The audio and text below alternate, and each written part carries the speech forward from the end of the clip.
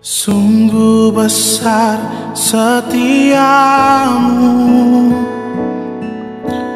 kau nyatakan bagiku. Kau Bapa yang selalu mengerti isi hatiku. Tak peduli masa lalu, Engkau tetap memilihku. Ubahkanku, sempurnakan jadi karya yang indah. Kemuliaan-Mu Kau janjikan, aku tetap percaya. Kini aku percaya, tiada yang mustahil bagimu. Kuasa-Mu kuatkanku, dasarku berharap. Ku percaya janji-Mu ajaib terukir dalam kehidupanku. Ku berserah di dalam kekuatan-Mu. Ku percaya.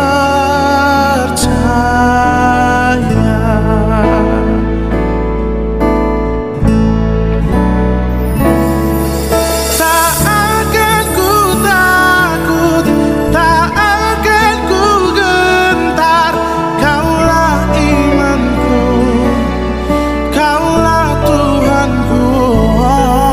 Tak akan ku ragukan kebaikan-Mu di hidupku. Salam Bapak Ibu, saudari kasih Tuhan, salam patunggilan. Hari ini kita masih ada dalam bulan keluarga. Kita nanti akan bersama-sama merenungkan firman Tuhan dan juga akan mendengar kesaksian atau bincang-bincang dari KPT dengan keluarga Mas Pras. Kita akan memulai ibadah KRW ini. Kita akan menyucikan hati kita melalui pujian PKJ nomor 14 bait yang pertama, ku nyanyikan kasih setia Tuhan.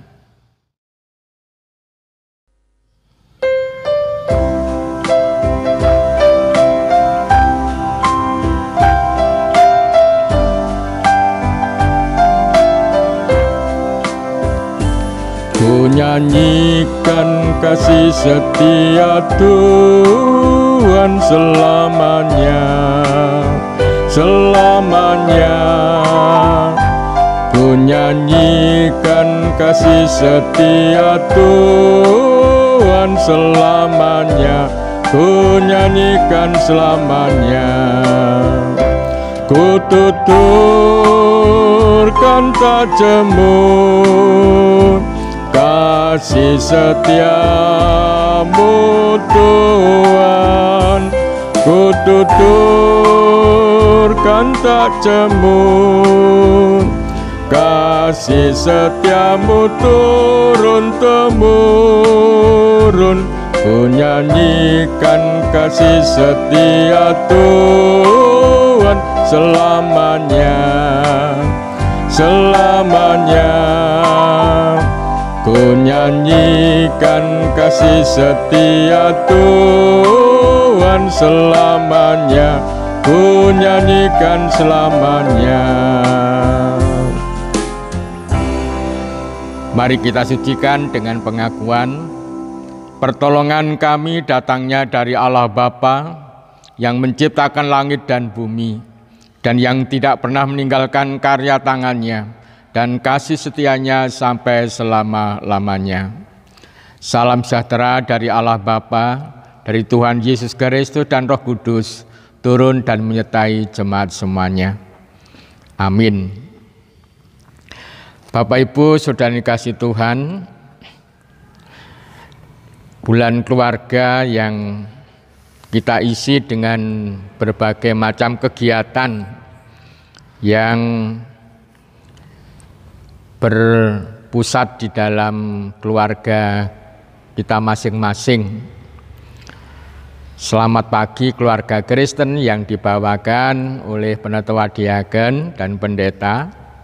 Kemudian doa malam yang dihantar oleh seluruh warga jemaat sesuai dengan jadwalnya. Kemudian juga ada lomba foto keluarga yang belum terkumpul. Monggo Bapak Ibu bisa dikumpulkan ke KPT. Itu beberapa kegiatan dan termasuk kesaksian dari keluarga muda dan keluarga sepuh. Kita akan bersama-sama merenungkan firman Tuhan dan mendengarkan kesaksian keluarga muda. Tetapi kita akan angkat pujian terlebih dahulu untuk kemuliaan nama Tuhan dari Kidung Jemaat nomor 198 bait yang pertama.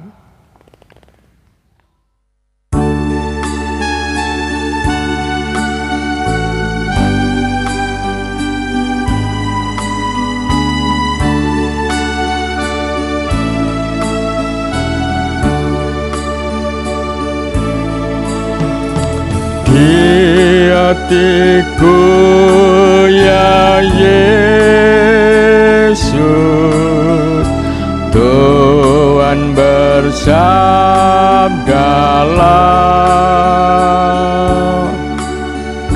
agar tenang hatiku dan hilang khawatirku.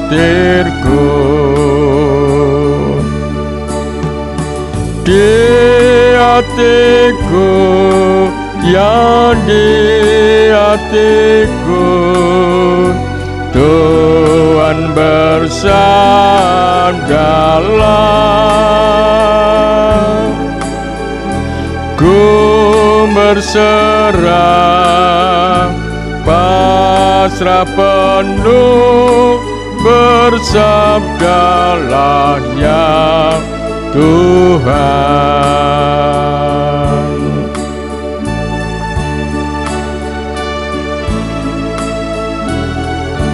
Bait yang kedua. Sucikanlah ya Yesus diriku yang cemar, pakailah aku Tuhan, meraih yang sesat. Di hatiku, ya di hatiku, Tuhan bersabdalah,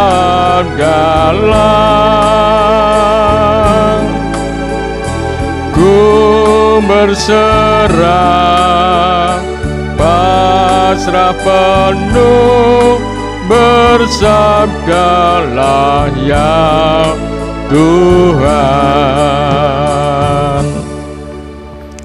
Mari kita membaca firman Tuhan. Firman Tuhan pada hari ini kita baca dari Kejadian 45 ayat 1 sampai 28. Cuma hari ini kita baca pada ayat yang kelima saja. Kejadian 45 ayat yang kelima yang demikian firman-Nya. Tetapi sekarang janganlah bersusah hati dan janganlah menyesali diri, karena kamu menjual aku ke sini sebab untuk memelihara kehidupan. Saya ulangi, untuk memelihara kehidupanlah Allah menyuruh aku mendahului kamu. Yang berbahagia adalah setiap orang yang mendengar sabda Tuhan dan melakukan dalam hidupnya hari lepas hari. Amin. Bapak Ibu saudara yang dikasihi Tuhan, ada rencana besar dari Allah untuk menyelamatkan dunia, menyelamatkan umat manusia.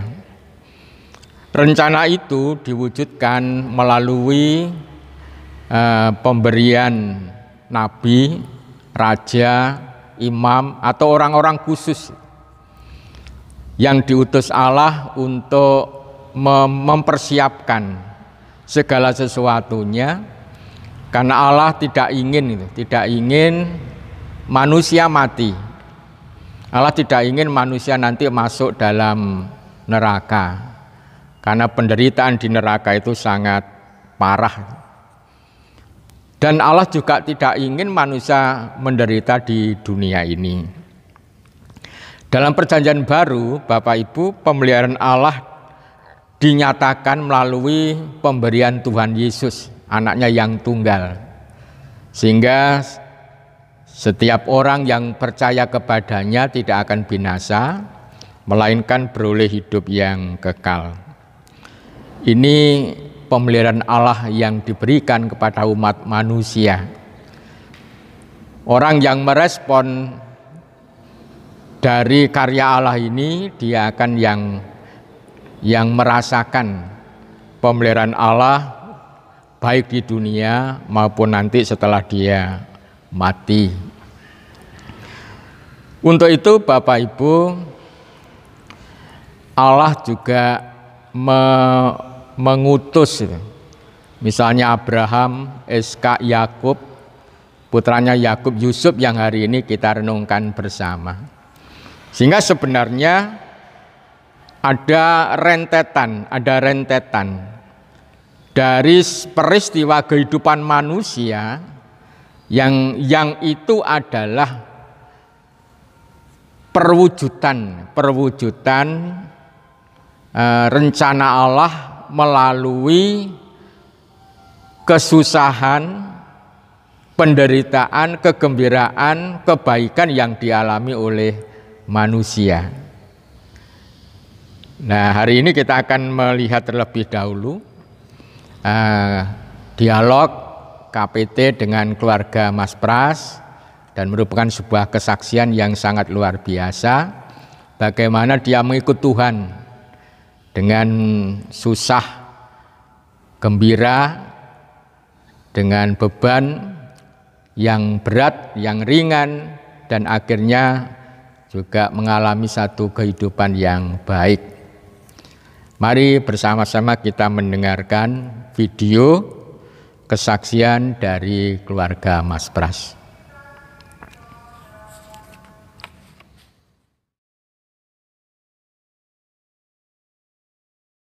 Sungguh besar setiamu,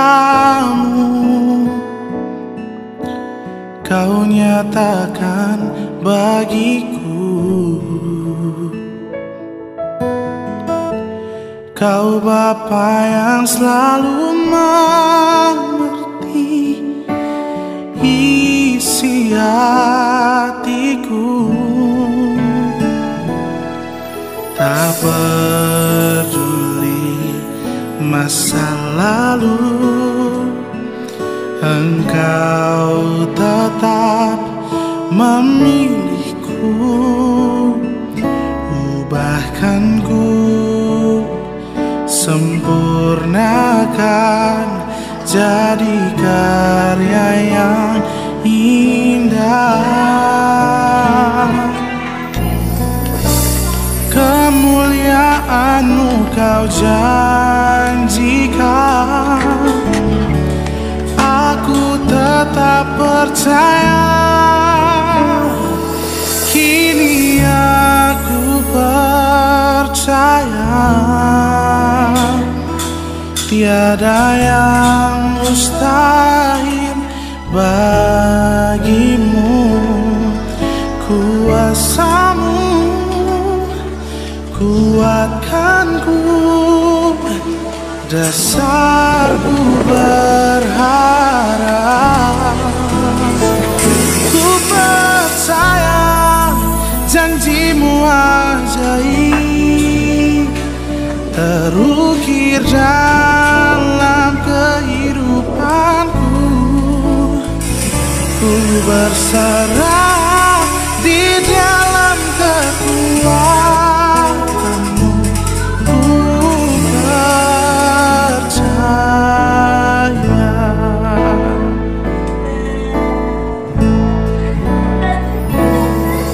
Tak akan ku takut, tak akan ku gentar. Kaulah imanku, Kaulah Tuhanku. Tak akan ku ragukan kebaikanmu di hidupku.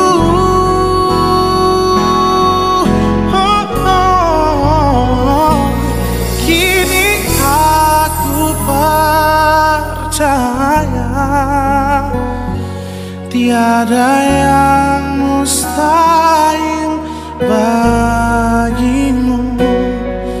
Kuasamu kuatkanku, dasarku berharap. Ku Sore Mas Pras dan Mbak Ali ya. Senang sekali pada sore hari ini kami diizinkan, diperbolehkan untuk berkunjung ke rumah keluarga Mas Pras dan Mbak Ali ya. Sehat-sehat ya kabarnya, puji Tuhan ya. Jadi saya dan Mbak Lena datang berkunjung ke sini. Saat ini gereja kita GKJW Ponorogo sedang dalam bulan keluarga, Mas ya. Jadi kemarin, kalau minggu yang kemarin kami sudah berkunjung ke keluarga yang sudah mewakili keluarga yang sepuh. Hari ini kami sengaja berkunjung ke rumah Mas Pras dan Mbak Ali mewakili keluarga muda, sehingga kami bisa mengetahui tentunya pergumulan setiap keluarga satu dengan yang lainnya tentunya berbeda ya. Jadi boleh nanti kami berbincang-bincang untuk berbagi pengalaman ya. Iya. Jadi nanti kita juga saling menguatkan, karena keluarga dalam gereja kita merupakan satu keluarga juga. Iya. Oke. Jadi Mas Pras, kalau boleh tahu ini sejak kapan Mas Pras mulai mengikut Tuhan? Kalau saya pribadi mengikut Tuhan itu dari kecil memang sudah dikenalkan sama Tuhan. Cuma untuk mengenal yang lebih dalam itu menginjak remaja.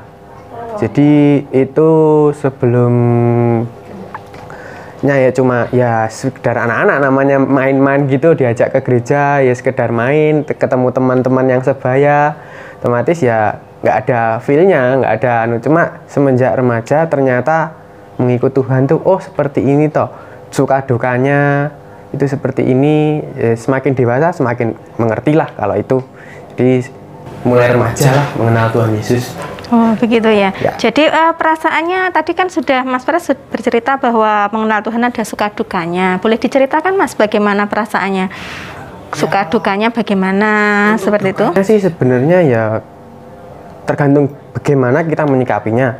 Cuma untuk pengalaman pribadi itu kalau untuk masalah duka sebenarnya kalau untuk saya sendiri, kalau yang sering orang tua berpindah tempat, istilahnya rumah, kediaman, tempat tinggal, itu ada yang beberapa lingkungan itu seperti menatap sebelah mata. Jadi oh orang Kristen ini jangan seperti ini apa, jangan bergumul dengan orang Kristen.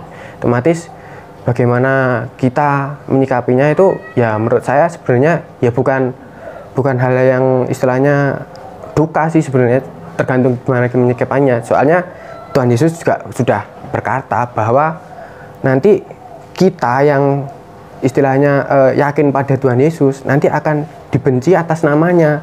Otomatis itu sudah takdirnya, sudah jalan hidup kita yang sebagai mengikut Tuhan Yesus. Jadi kalau untuk dukanya sih ya bukan duka sih sebenarnya, itu memang sudah peringatan dari Tuhan Yesus, dan itu sudah istilahnya sudah jalan hidup kita. Jadi kalau dikatakan sebagai duka, menurut saya ya bukan duka. Untuk kalau sukanya itu hal-hal yang bahagia pasti suka.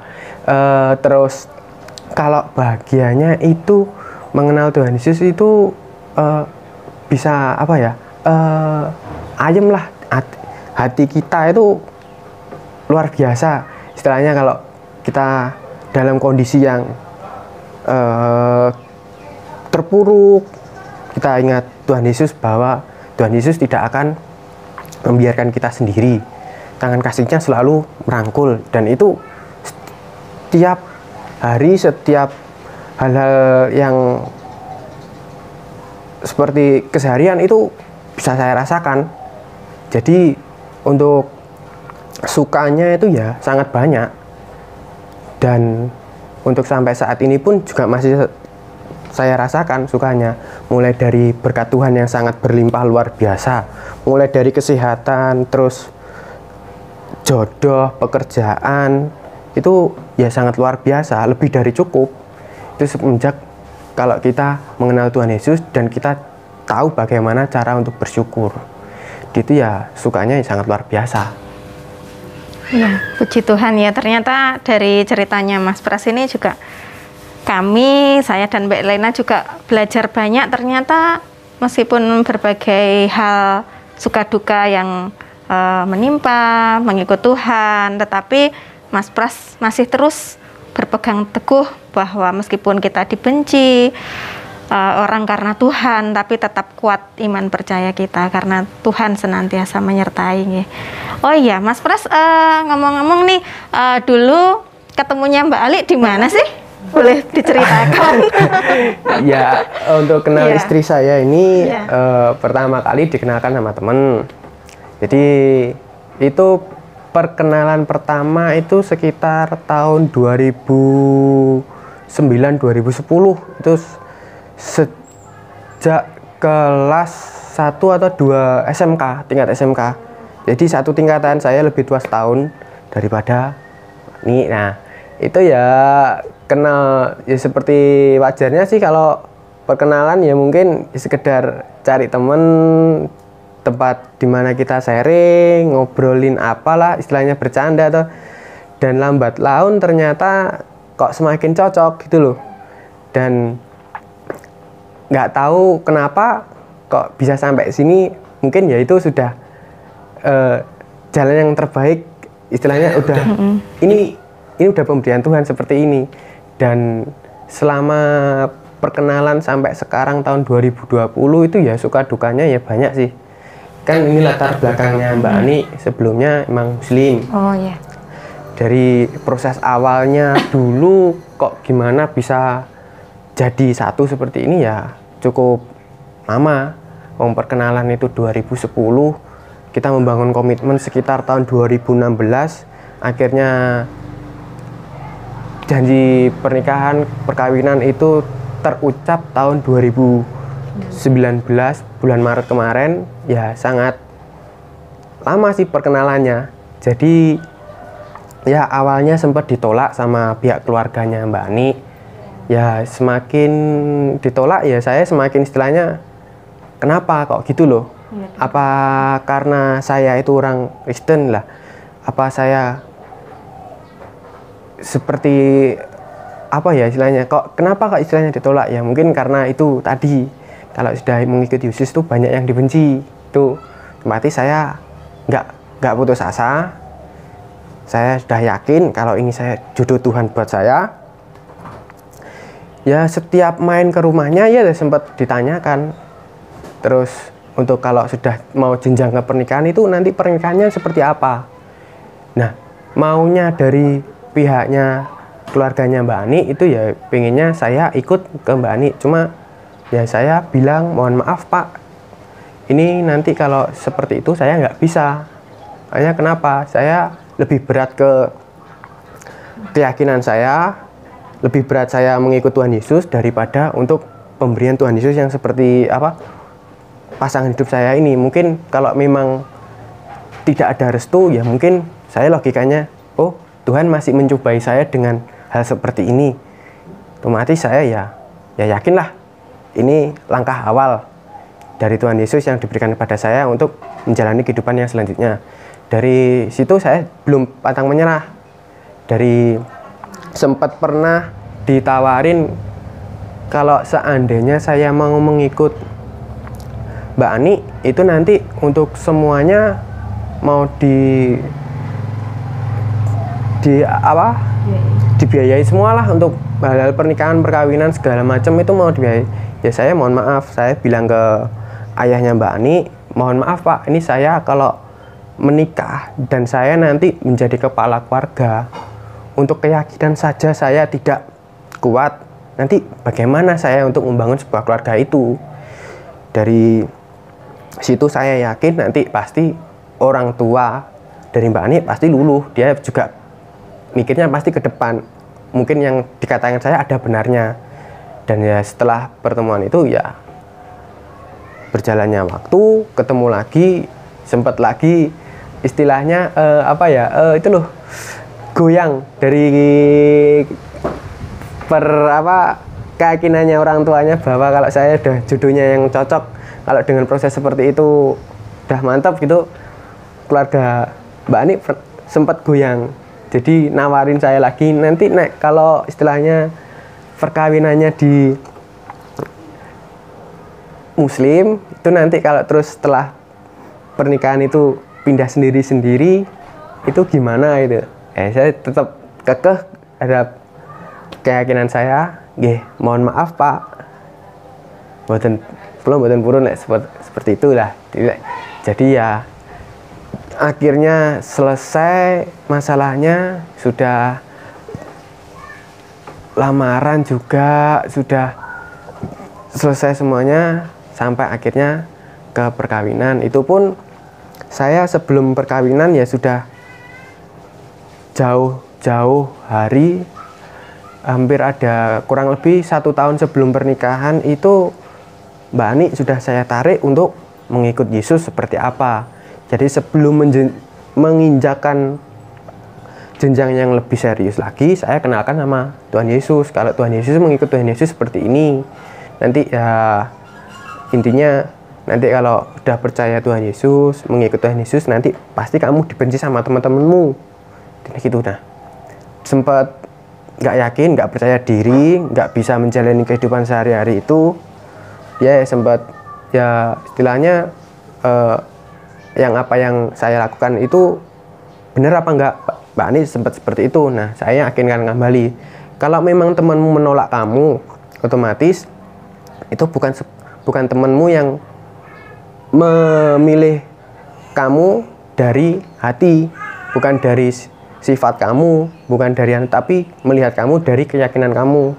Jadi kalau seandainya kamu ditolak sama teman-temanmu karena satu hal ini, mereka itu bukan teman sejatimu. Dan ternyata dia juga yakin kalau memang semua hal itu terjadi, ya udah nggak apa-apa, cari teman baru, cari kehidupan baru.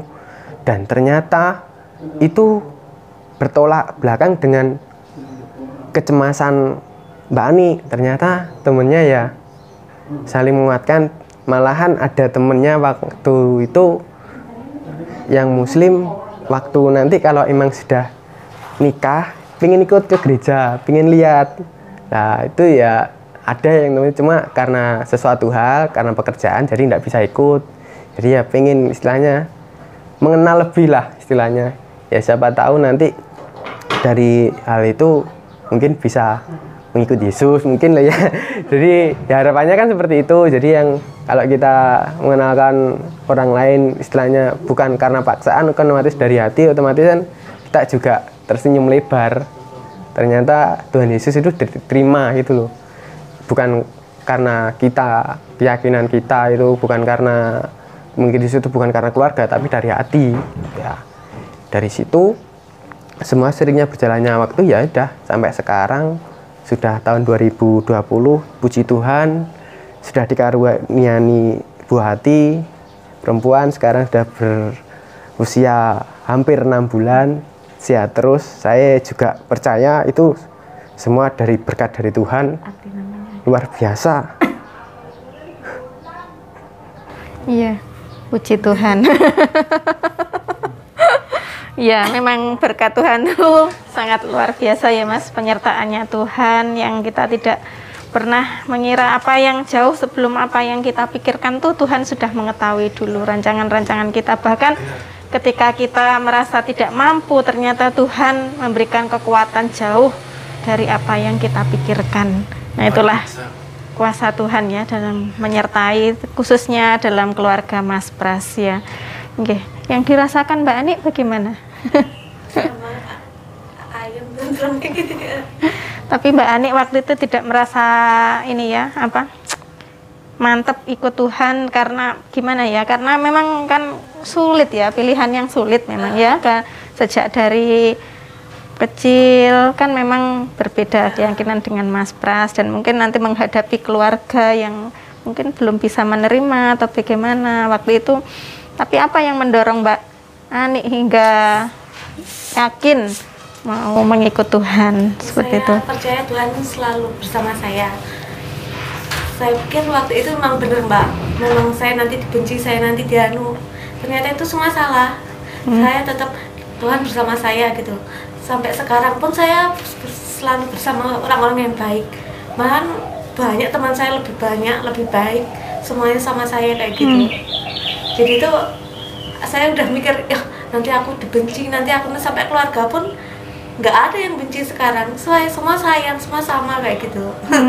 Jadi semua keluarga sekarang sudah bisa menerima ya Mbak ya, Iya. untuk itu Dari dalam awal nikah ya udah terima ya.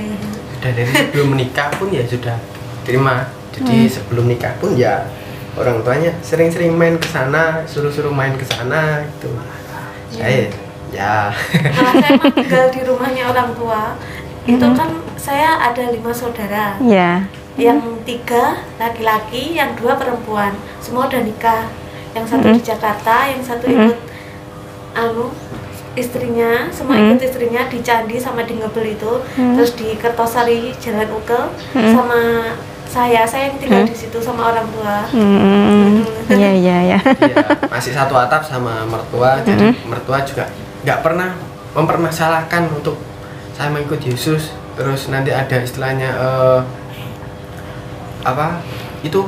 kayak tasyakuran kayak gitu ya, nggak mempengaruhi itu kok. Jadi berjalannya waktu ya biasa saja. Itu jadi ya semua menerima, tetangga menerima, nggak ada yang benci, istilahnya memojokkan itu ya. Sampai saat ini ya nggak ada kayak gitu. Semua menerima. Mungkin ya sudah saatnya kalau Tuhan Yesus itu dikenal dengan istilahnya juru selamat yang baik ya. Semoga seluruh dunia mengerti, bisa menerima kalau benar-benar Tuhan Yesus itu jalan kebenaran. Itu kalau memang diterima ya sangat luar biasa. Iya. Puji Tuhan. Jadi nanti mungkin dari melalui keluarga Mas Pras, nanti keluarga, orang-orang di sekitar juga dapat melihat terang kasih Tuhan, di mana dalam keluarga Mas Pras sendiri dapat memancarkan kasih Kristus itu, sehingga orang lain pun dapat mengenal Tuhan melalui kehidupan Mas Pras dan keluarga. Mas Pras, saat ini kan kita sudah dalam kondisi corona, tentunya semua keluarga terdampak adanya virus corona itu. Apa yang dirasakan Mas Pras dan keluarga dengan adanya virus corona ini? Mungkin berdampak apa dan bagaimana Mas Pras sendiri dan keluarga untuk mengatasinya? Mungkin bisa berbagi? Ya, kalau selama pandemi ini sih yang sangat saya rindukan itu berkumpul bareng sih sebenarnya. Yang biasanya tiap minggu pagi ke gereja bertemu teman-teman, entah itu teman yang sebaya atau lebih tua dari kita, atau setim, mungkin tim multimedia itu ya sangat merindukan hal seperti itu.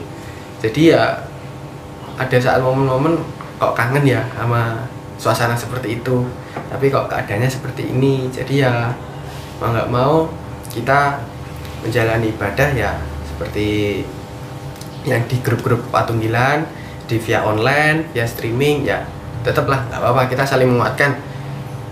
Dan saya juga yakin Tuhan Yesus itu bersama kita, dan hal-hal seperti ini tuh bukan hal yang berat kalau kita percaya Tuhan Yesus itu bersama kita. Jadi ya nanti seringnya waktu saya yakin kok nanti semua bisa kembali ke kebiasaan kehidupan yang normal, saya yakin itu. Iya. Dalam kehidupan kerohanian memang seperti itu nggih Mas ya.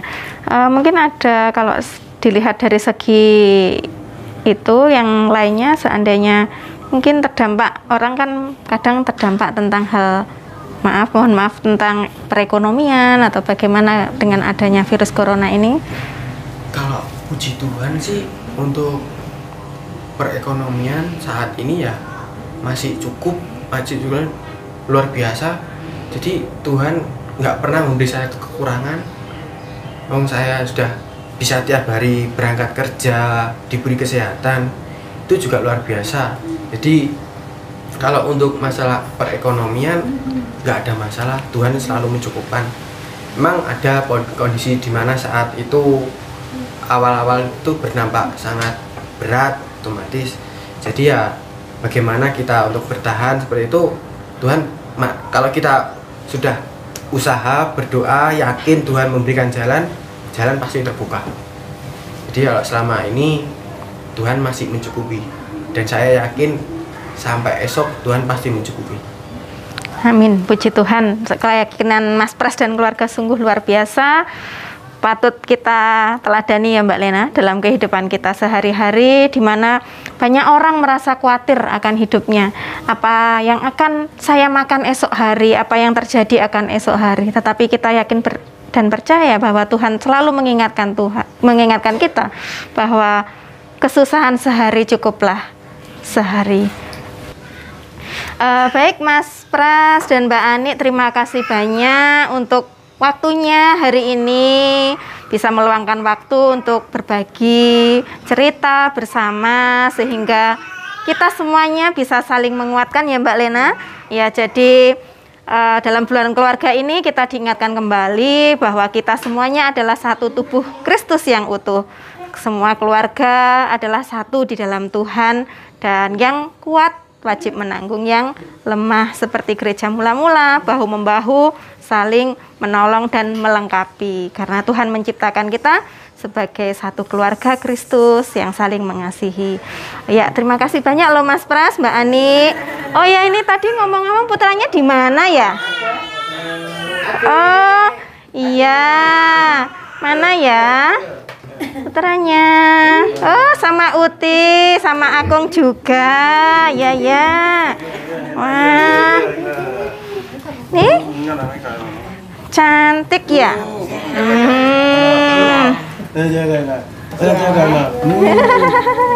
Wah, mana nih? Nah, namanya siapa ini Mas Pras putranya ini ya? Namanya Adriela Mika Prastyo. Oh, Adriela Mika Prastyo. Oh, Adik Lala. Halo. Tuh. Sama Uti ya. Halo. Cantik loh. Senyumnya mana? Senyum. Masih belum kenal ya, masih bingung siapa ya ini ya. Iya. Iya, Bu Sayuji, Pak Sayuji, terima kasih banyak. Ini tadi kami berkunjung ke keluarganya Mas Pras untuk saling berbagi mewakili keluarga muda. Terima kasih atas waktu dan kesempatan yang telah diberikan. Kami mengucapkan terima kasih juga pada Pak Sayuji dan Bu Sayuji. Nanti mungkin lain waktu kami bisa berkunjung kembali, berbagi cerita bersama untuk saling menguatkan. Demikian tadi Bapak Ibu kesaksian dari keluarga Mas Pras. kita bisa memperhatikan itu, bagaimana Mas Pras mengikut Tuhan. Ketika remaja sampai dia nikah, ternyata menderek Gusti itu tidak selalu enak, gitu. Tidak selalu enak. Kadang-kadang enak, kadang-kadang tidak. Gitu. Tetapi yang menurut saya yang harus disyukuri, Tuhan bekerja. Tuhan bekerja di tengah rentetan kehidupan yang dialami Mas Pras itu, sehingga pada akhirnya dia sekarang boleh hidup dengan damai tentram bersama istrinya yang diceritakan dulunya belum Kristen, sekarang sudah menjadi Kristen. Dan saya yakin ke depan imannya Mas Pras ini akan menjadi kekuatan untuk mengatasi berbagai macam masalah. Iman ini Bapak Ibu menurut saya iman yang mandiri itu, iman yang mandiri. Iman yang mandiri itu iman yang muncul dari hatinya, tulus ikhlas itu. Yang hanya dengan Tuhan, yang hanya dengan Tuhan. Tidak dipengaruhi oleh situasi kondisi dirinya dan tidak dipengaruhi oleh situasi kondisi di luar dirinya. Meskipun katakan banyak godaan cobaan, tapi imannya tetap. Meskipun susah, tapi iman tetap. Gembira, ya imannya tetap. Ini iman yang mandiri. Katakan sekarang ada pagebluk virus corona, dia tidak terpengaruh.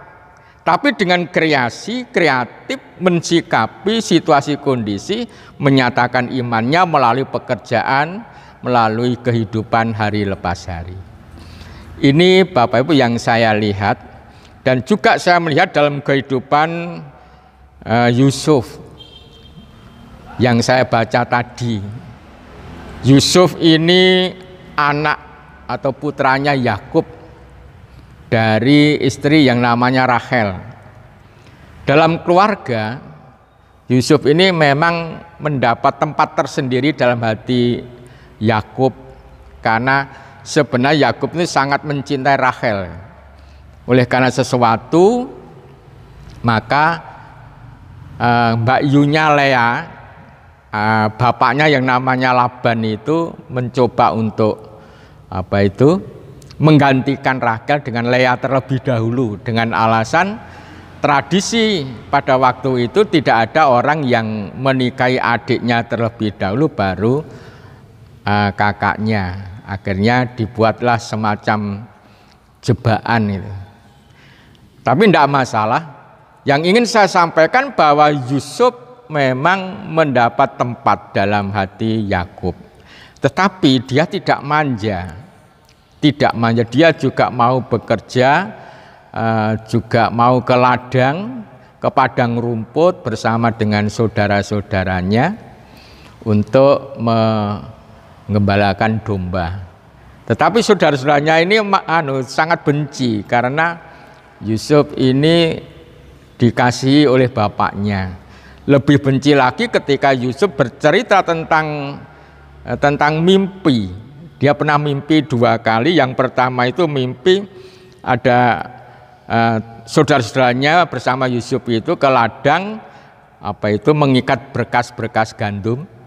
Nah, tiba-tiba berkasnya gandumnya milik Yusuf ini berdiri dan berkasnya saudara-saudaranya sujud dan menyembah pada berkasnya milik Yusuf. Itu mimpi yang pertama. Mimpi yang kedua, 11 bintang, bulan dan matahari menyembah kepada Yusuf.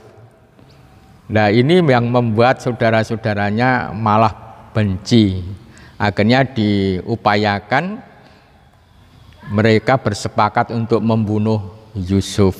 Tetapi saudaranya Robin menyarankan jangan dibunuh, lempar saja ke sumur. Karena Robin punya rencana akan menolong adiknya itu. Tetapi Bapak Ibu, ketika Robin pergi ada pedagang dari Ismail, dari bangsa Ismail, keturunan Ismail, lewat kemudian dijual 20 sikal perak. Kemudian oleh pedagang itu dijual lagi ke Potifar, pegawai istana. Dia bekerja di rumahnya, ternyata istri Potifar ini tertarik pada Yusuf, kemudian mengajak berselingkuh. Yusuf tidak mau karena dia adalah orang yang setia pada Tuhan. Kemudian difitnah. Akhirnya Yusuf ditangkap, dimasukkan penjara. Ketika di penjara, Allah menyertai sehingga dia mendapatkan kasih dari Allah dan mendapat tempat di dalam di mata pegawai penjara. Dia punya teman juru minuman dan juru masak dari istana yang juga di penjara. Kemudian dia berhasil menafsirkan mimpi dari juru minuman dan juru masak. Singkat cerita, Firaun juga mimpi, kemudian juga mampu menceritakan yang intinya bahwa akan terjadi 7 berkelimpahan di Mesir dan 7 kekurangan atau paceklik. Untuk mencari orang mensikapi zaman yang semacam itu, Firaun memilih Yusuf menjadi raja muda yang berkuasa setelah Firaun, yang ditugasi untuk mempersiapkan masa paceklik 7 tahun. Dia menjadi yang berkuasa, dimuliakan Tuhan dengan rentetan peristiwa jatuh bangun. Tapi menurut saya Bapak Ibu, iman Yusuf ini sangat mandiri betul. Mungkin kita berpikir ketika dilempar dalam sumur, dia sendiri di sumur, dia merasa sedih. Ya memang sedih, tapi sedihnya itu bukan karena dia menderita di sana, karena saudara-saudaranya yang kok tidak kok akan membunuh dia. Tapi imannya kuat tetap. Kemudian ketika dijual, dia tidak apa-apa, karena bagi dia imannya dengan hubungan dengan Tuhan itu masih baik gitu. Ketika dia kerja di Potifar, hubungan dengan Tuhan juga baik. Ketika dirayu oleh istri Potifar, tidak mau kan hubungannya dengan Tuhan baik.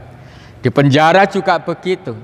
Ini iman yang mandiri, iman yang tidak terpengaruh dengan situasi kondisi apapun yang muncul dalam dirinya maupun muncul dari luar dirinya. Iman yang mandiri membuat Yusuf dan membuat Mas Pras, keluarga Mas Pras ini kuat dan mendapat penyertaan Tuhan dalam hidup dan kehidupan hari lepas hari. Ini Bapak Ibu yang menarik. Sehingga dalam bacaan tadi, Kejadian 45 ayat yang ke-5, saya bacakan kembali begini. Tetapi sekarang janganlah bersusah hati dan janganlah menyesali diri, karena kamu menjual aku ke sini, sebab untuk memelihara kehidupanlah Allah menyuruh aku mendahului kamu. Yusuf tidak benci kepada saudara-saudaranya yang memperlakukan dilempar ke sumur, dijual dan macam-macam, tapi tidak benci. Dia melihat dari sisi Allah, dari karya dan rencana Allah.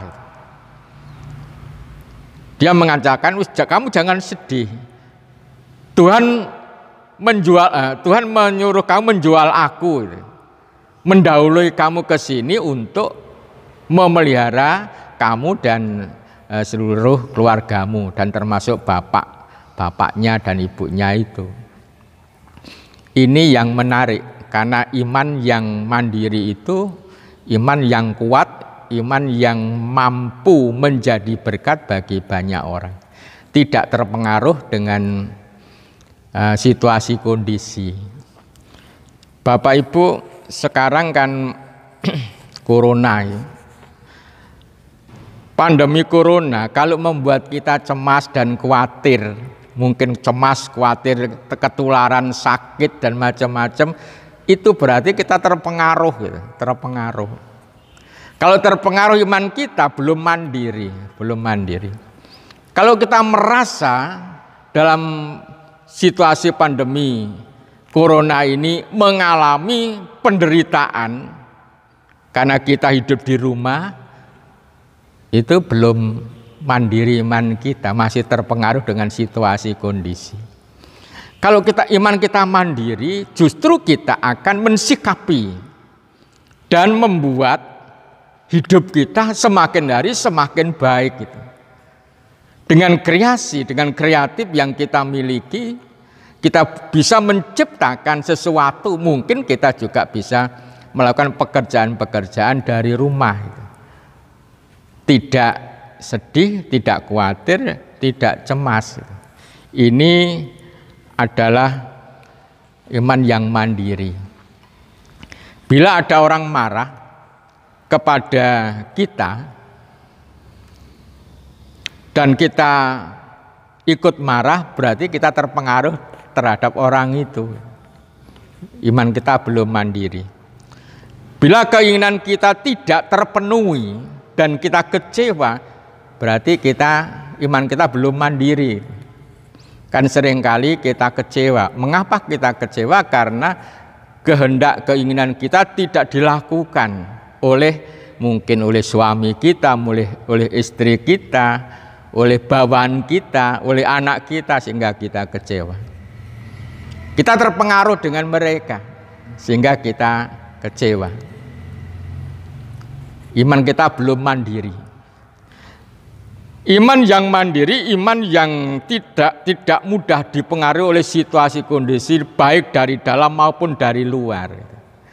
Meskipun sakit, itu kan pengaruh sakit dari dalam. Imannya tetap kuat dengan Tuhan itu. Ini iman mandiri. Bayangkan Yusuf ketika di dalam sumur itu ya menderita, tapi imannya tetap itu. Tidak terpengaruh dengan situasi di dalam sumur itu. Kita nggak tahu di sumur itu ada binatang apa, mungkin ada ular, kalajengking dan macam-macam, kita nggak tahu. Tapi Yusuf tidak terpengaruh. Imannya kuat, imannya sangat mandiri betul. Ini yang dimiliki oleh Yusuf, dan saya melihat dalam keluarga Mas Pras juga ada iman yang mandiri itu. Dan ini yang mampu memberikan semangat dan kekuatan di dalam mengatasi berbagai macam masalah. Bapak Ibu, dinamika kehidupan itu bisa jatuh, bisa bangun, sedih, gembira, dan macam-macam hal. Nah, kita harus memilih.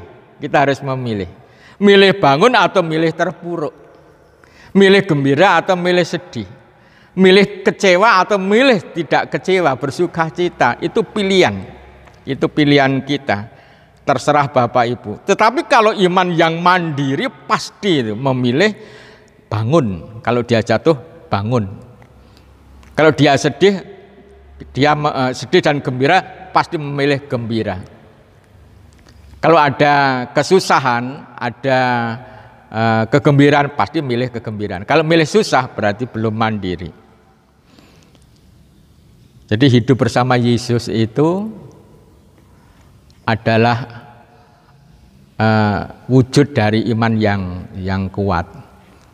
Orang yang imannya mandiri, dia tidak akan lupa tujuan hidupnya. Tujuan hidup kita itu ya hidup bersama dengan Yesus. Hidup bersama Yesus di dunia maupun di sorga. Itu tujuan hidup kita. Ketika kita jauh, jangan lupa. Tidak boleh lupa bahwa tujuan hidup kita hidup bersama dengan Yesus. Itu iman yang mandiri. Jadi iman yang mandiri, iman yang tidak mudah terpengaruh dengan situasi kondisi. Baik situasi kondisi dirinya maupun situasi kondisi yang ada di luar dirinya, di luar dirinya. Sederhana banget Bapak Ibu kalau kita ingin ngecek diri kita tentang iman kita sudah mandiri dengan kuat atau belum. Misalnya begini, kalau ada orang marah-marah kepada kita, kemudian kita membalas marah, ini kita terpengaruh dengan marahnya dia. Iman kita belum mandiri. Kalau dia marah, kita jangan marah. Katanya Tuhan kan begitu. Kalau kita dibenci tapi kita membalas benci, ini belum mandiri. Katanya Tuhan, kalau ada orang membenci kamu, ya kamu harus mengasihi dia. Kasih musuhmu, ini iman yang mandiri. Jadi sederhana banget. Kita bisa mengukur dan melihat. Kalau iman kita ini masih belum mandiri, ya harus dikuatkan, harus dimandirikan. Jangan mudah dipengaruhi, digerakkan oleh situasi kondisi yang ada, tapi kita yang harus mempengaruhi situasi kondisi itu. Kalau situasi kondisinya itu tegang, kita harus menjadi orang yang membuat situasi menjadi tidak tegang. Kalau situasi kondisi itu tidak enak, kita harus menjadi orang yang menghadirkan yang enak itu. Ini sebenarnya yang dikehendaki Tuhan. Ketika Tuhan mengatakan kamu adalah garam dunia, kamu adalah terang dunia. Garam ini menjadi sesuatu yang mengenakkan masakan. Terang ini yang menerangi, bukan kita yang diterangi, justru kita yang menerangi, kita yang mempengaruhi sehingga mereka diterangi, kita yang mengenakkan sehingga kita menjadi garam. Tetapi kalau terbalik, kita yang diterangi, kita yang dibuat enak, itu berarti iman kita belum mandiri. Nah, iman yang mandiri sekali lagi Bapak Ibu, iman yang selalu setia kepada Tuhan, iman yang selalu menjadi berkat bagi banyak orang. Kesaksian keluarga Mas Pras dan Mbak Ani kiranya boleh membuat kita semakin terdorong, terinspirasi untuk melihat diri kita, apakah iman saya ini masih sudah mandiri atau belum. Cerita Yusuf kiranya juga menjadi inspirasi bagi kita untuk melihat apakah iman saya mudah terpengaruh oleh situasi kondisi atau saya sudah mempengaruhi situasi kondisi sehingga hidup saya tidak digerakkan oleh situasi kondisi, tapi justru saya mempengaruhi situasi kondisi yang baik gitu.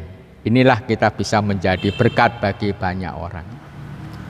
Bapak Ibu sudah dikasih Tuhan, dalam bulan keluarga ini mari kita bersama-sama untuk terus berjuang agar keluarga kita mempunyai iman yang mandiri, menjadi berkat bagi banyak orang. Tidak terpengaruh dari luar, tapi mempengaruhi yang baik kepada segala sesuatu yang di luar kita. Kalau kita mudah terpengaruh, sekali lagi iman kita belum mandiri. Kita harus mampu mempengaruhi, menerangi, membuat enak situasi kondisi yang ada, sehingga kita boleh menjadi berkat bagi banyak orang.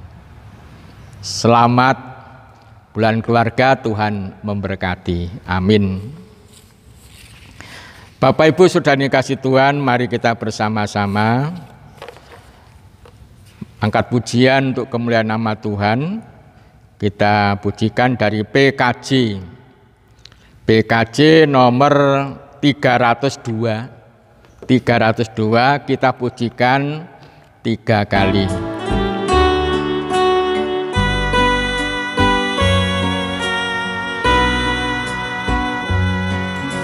Jangan khawatir, janganlah takut, di tangan Tuhan tiada yang kurang.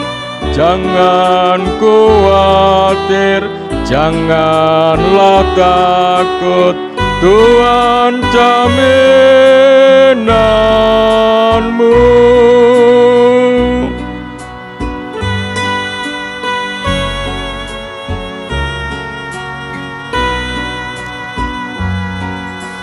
Jangan khawatir, janganlah takut, di tangan Tuhan tiada yang kurang. Jangan khawatir, janganlah takut, Tuhan jaminanmu.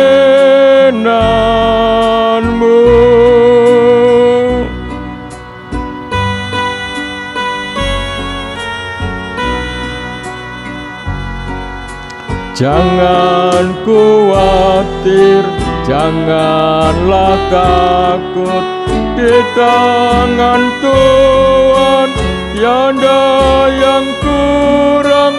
Jangan khawatir, janganlah takut, Tuhan jaminanmu.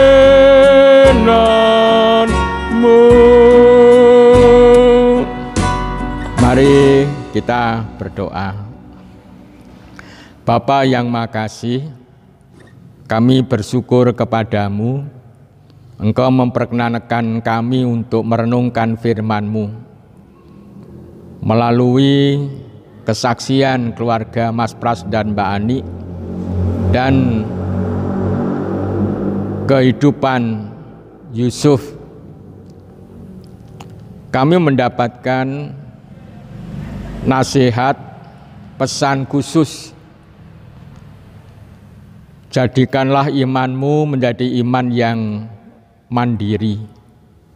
Iman mandiri yang tidak terpengaruh oleh situasi kondisi. Baik situasi kondisi yang muncul dalam diri sendiri maupun dari luar.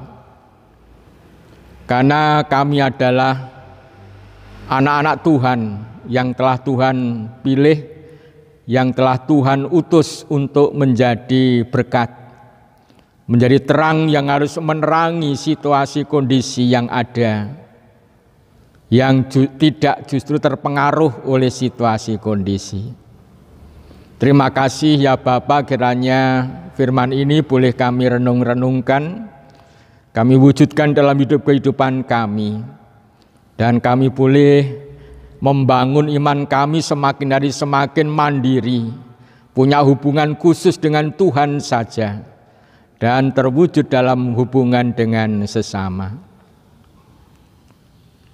Bapa yang makasih, perkenankan kami berdoa untuk warga jemaat yang hari ini ibadah di rumah-rumah. Kiranya Tuhan menyertai dan memberkati satu persatu.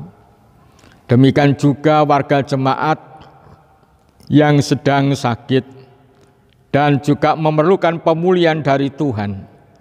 Kami memohonkan berkat dari Tuhan. Kiranya Tuhan sendiri yang berkenan hadir dan menjamah mereka, sehingga saudara-saudara kami boleh merasakan Engkau tidak pernah jauh dari mereka. Engkau selalu ada, membersamai, dan selalu bersedia menolong. Ya Bapa, mohon pertolongan kiranya Engkau menjamah saudara-saudara kami. Terima kasih ya Bapa. Kami juga menyerahkan gerejamu Jemaat Ponorogo. Kiranya Tuhan memberkati dan menyertai di dalam kegiatan-kegiatan yang dibangun di tengah situasi kondisi pagebluk virus corona.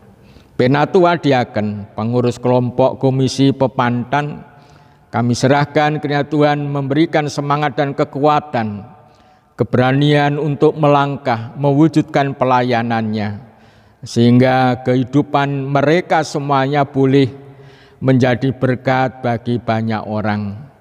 Iman yang mereka miliki semakin hari semakin bertumbuh kuat, kokoh, menjadi iman yang mandiri, dan menjadi berkat bagi banyak orang. Terima kasih ya Bapa, kami serahkan bangsa dan negara kami. Kiranya Tuhan memberkati di dalam usahanya untuk membangun bangsa kami. Kami serahkan Bapak Bupati Ponorogo dengan jajarannya yang berusaha untuk memerangi dan memutus perkembangan virus corona. Bapak berkatilah mereka supaya usaha mereka boleh berhasil dan sukses. Terima kasih ya Bapak. Kami serahkan keluarga-keluarga Kristen yang bulan ini merayakan, menghayati, merenungkan keluarganya masing-masing melalui renungan, melalui ibadah, melalui selamat pagi keluarga Kristen, melalui doa malam. Kiranya Tuhan berkenan memberkati sehingga bulan keluarga ini boleh menjadi berkat khusus bagi keluarga-keluarga Kristen, khususnya yang ada di Ponorogo. Terima kasih ya Bapak.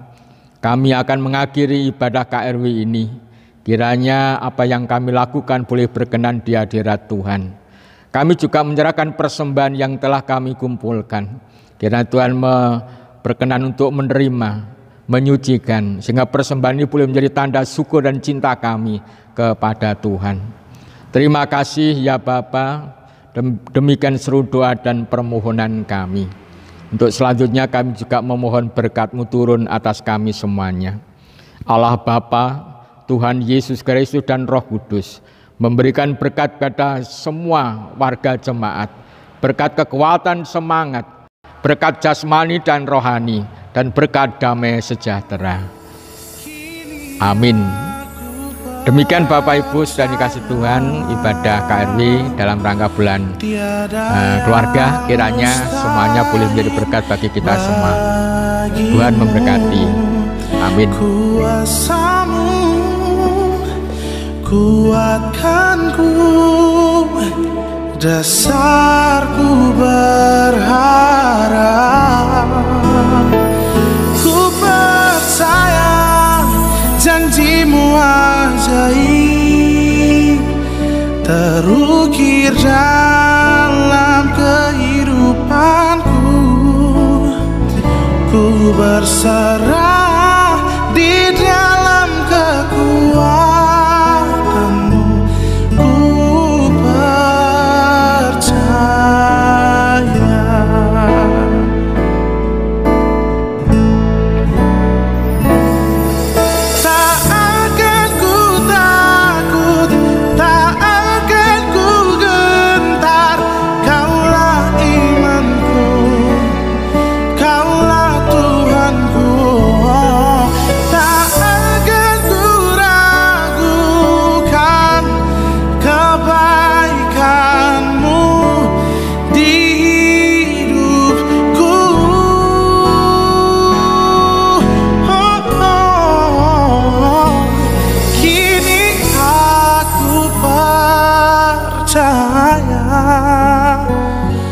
Tiada yang mustahil bagimu.